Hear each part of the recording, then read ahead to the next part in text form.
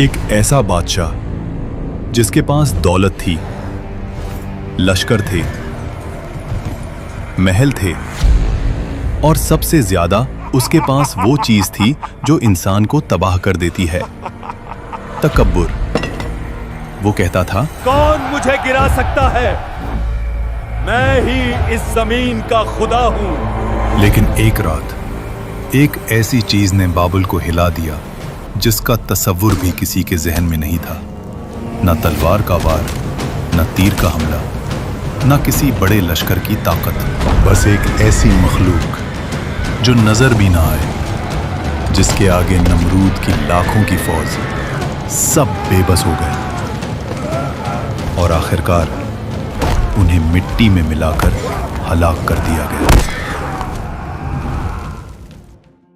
पुराने इराक यानी बाबुल की जमीन के पास एक ऐसी सल्तनत जहां सिर्फ एक ही आवाज का हुक्म चलता था, नमरूद। कुरान करीम में इस बादशाह का कोई जाती नाम नहीं मिलता, लेकिन तफसीर इब्न कसीर और कुछ रिवायतों के मुताबिक ये बादशाह नमरूद था, जो उस जमाने का बेहद ताकतवर और मुतकब्बिर हुक्मरान था।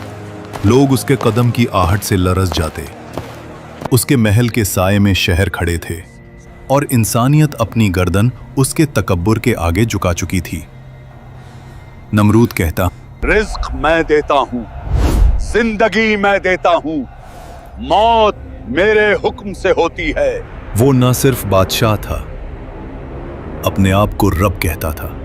एक दिन नमरूद के पास एक नजूमी आया और उसने बताया, एक ऐसा बच्चा पैदा होने वाला है जो तेरी हुकूमत और तेरी खुदा होने के दावे को तोड़ कर रख देगा। नमरूद का चेहरा सुनहरी महलों में भी पीला पड़ गया। उसने हुक्म दिया, अब से कोई माँ बच्चा पैदा ना करे, हर बच्चे को कत्ल कर दिया जाए। गलियों में फरियादें उठी, माओं की आंखों से आंसू बहने लगे और जुल्म के नक्शे कदम खून में डूब गए। लेकिन जिसे अल्लाह बचाना चाहे वो फिर दुनिया के तमाम दरवाजे बंद करके अपना एक खास दरवाजा खोल देता है। हजरत इब्राहीम अलैहिस्सलाम की वालदा ने एक पहाड़ी गुफा में पनाह ली। हर तरफ गहरी खामोशी, फिर अचानक एक नूर, एक ऐसी रोशनी जो खामोशी को अपनी लहरों में समेटे फैलती चली गई और हजरत इब्राहीम अलैहिस्सलाम की विलादत हुई। उनकी तरबियत चुप रहकर गुफा के अंधेरों में होती रही। जिस वक्त बाहर जुल्म का अंधेरा पूरी फिजा को निगल रहा था, अंदर अल्लाह एक रोशनी तैयार कर रहा था जो आने वाले जमानों की तकदीरें बदल देने वाली थीं। दोस्तों, आज का सवाल, कौन से नबी अलैहिस्सलाम जिन्नों और जानवरों से बात कर सकते थे? अपना जवाब कमेंट्स में लिखिए और जिन लोगों ने अभी तक सब्सक्राइब नहीं किया, सब्सक्राइब कर लें ताकि हमें मोटिवेशन मिले और ऐसे कंटेंट आप तक पहुंचता रहे। जज़ाकल्लाहु खैर। गुफा से निकलते ही इब्राहीम अलैहिस्सलाम ने अपने आसपास की दुनिया को देखा। तारे, चांद, सूरज सब एक निजाम में चल रहे थे। यहीं से उनका सफर शुरू हुआ। कुरान के मुताबिक इब्राहीम अलैहिस्सलाम के वालिद का नाम आज़र था। वो बुत बनाने वाले एक मशहूर कारखाने के सरबराह थे और इब्राहीम अलैहिस्सलाम की तरबियत बचपन से ही उस बुत परस्त घराने में हुई। हजरत इब्राहीम अलैहिस्सलाम हर चीज को गौर से देखते। उनकी जुबान पर एक सवाल रहता, हक क्या है? कौन है जो मेरे अंदर ये सोच पैदा कर रहा है? यही सवाल उन्हें अजीम बनाने वाला था।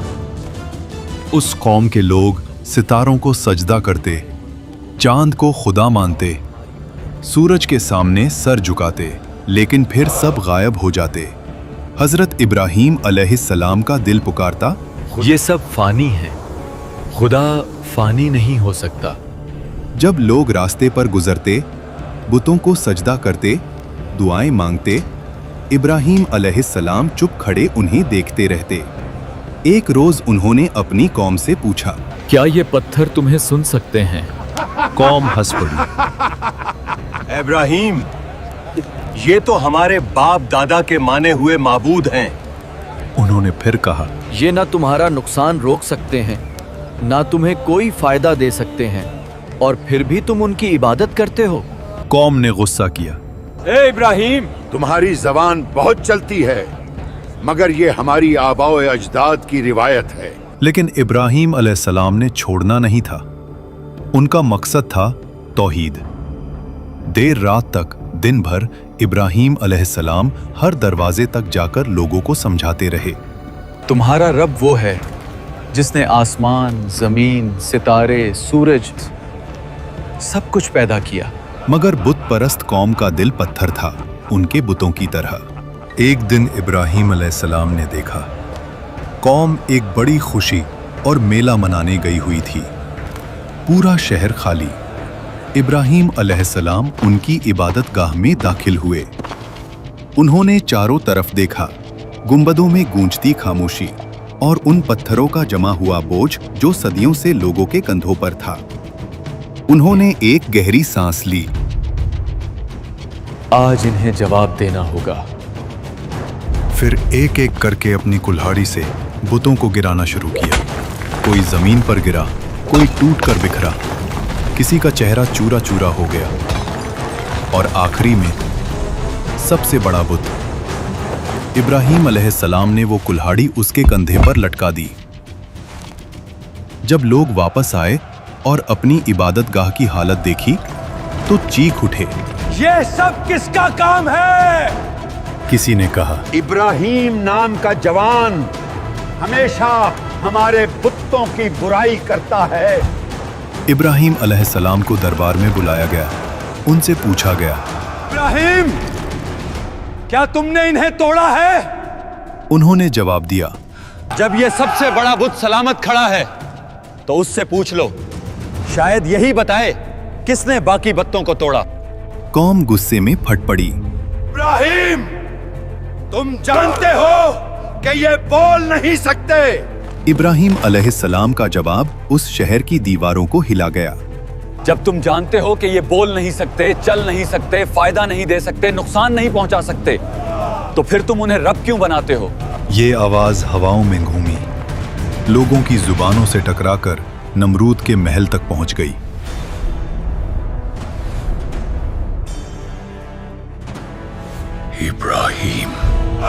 इब्राहिम अलैहिस्सलाम को नमरूद के दरबार में लाया गया।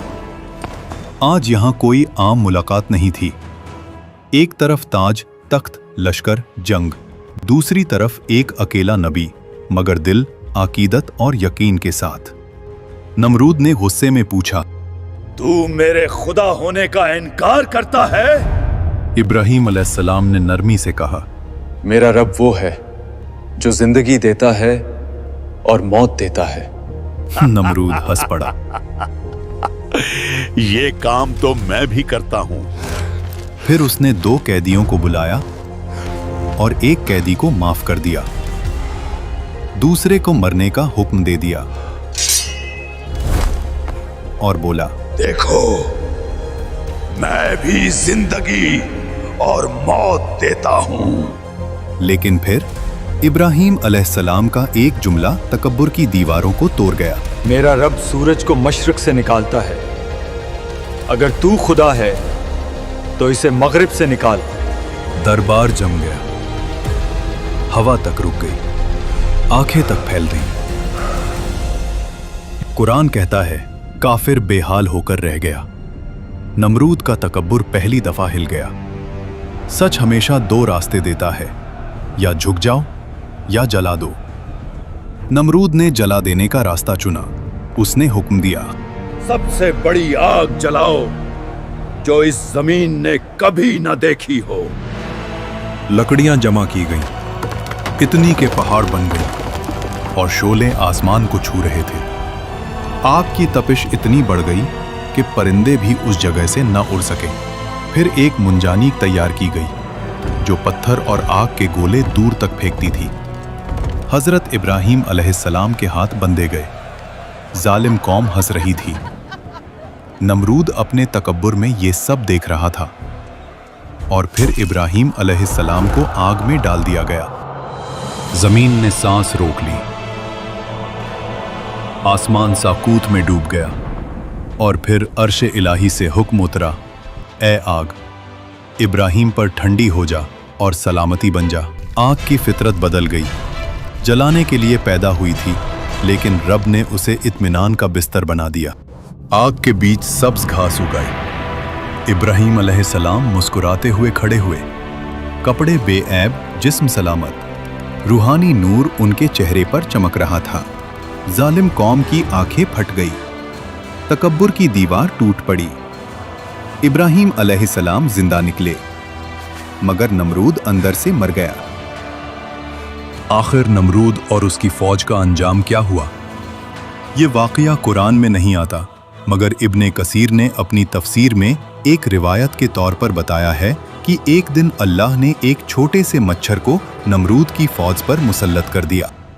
एक रात आसमान से गुबार उठता है, पहले एक मच्छर, फिर दो, फिर लाखों।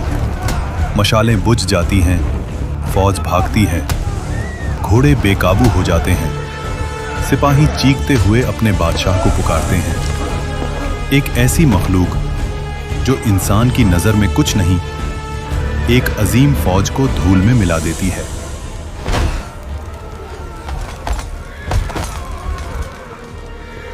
नमरूद भागता है, अपना चेहरा छुपाता है, लेकिन एक मच्छर उसकी नाक में घुस जाता है। दिमाग में दर्द फैल गया।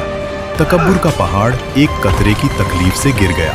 वो सर पे मुक्के परवाता, दीवारों से सर पीटता। जिस जुबान से कहता था मैं खुदा हूं, आज वो जुबान चीखों में डूब गई। एक वक्त आया जब मच्छर ने उसके दिमाग को खा लिया। उसकी सांस थम गई। उसका अंजाम इबरतनाक हुआ। ये वाकया गुजरा नहीं, ये रोज हो रहा है। आज भी लोग अपनी दौलत, पावर, इक्तिदार पे फख्र करते हैं और दिल में एक आवाज कहती है, मैं ही कानून हूं। लेकिन जो रब नमरूद को मच्छर से गिरा सकता था, वो हमारे तकब्बुर को किस चीज से तोड़ दे, किसी को पता नहीं। अपने दिल से पूछो, क्या मेरे अंदर भी छोटा सा नमरूद छुपा है? अगर है तो तौहीद की रोशनी जगा दो और कमेंट्स में अपनी राय का इजहार जरूर करना।